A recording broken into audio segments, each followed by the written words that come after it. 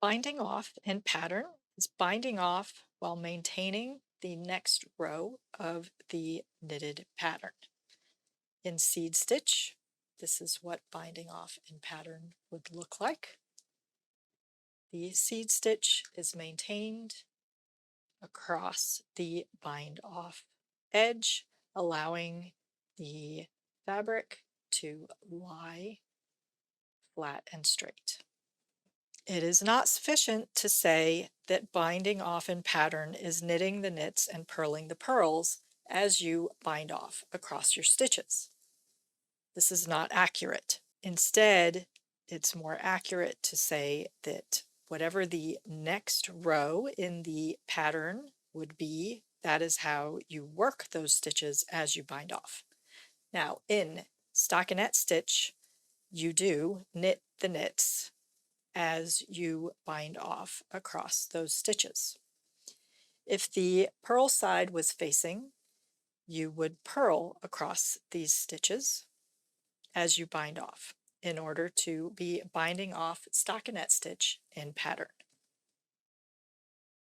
In ribbing as well, you knit the knit stitches and purl the purl stitches as you work across binding off in order to bind off in pattern. So this is knit to purl to ribbing. I will purl those 2 stitches and bind those off, and then knit 2 stitches,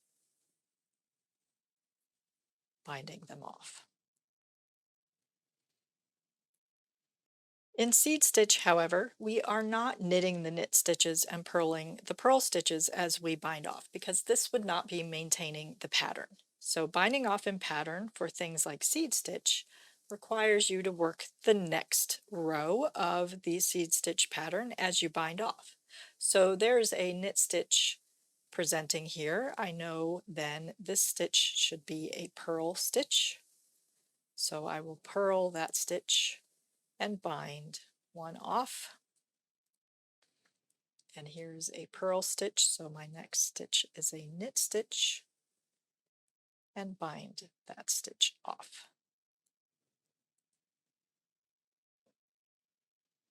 And so on across the row.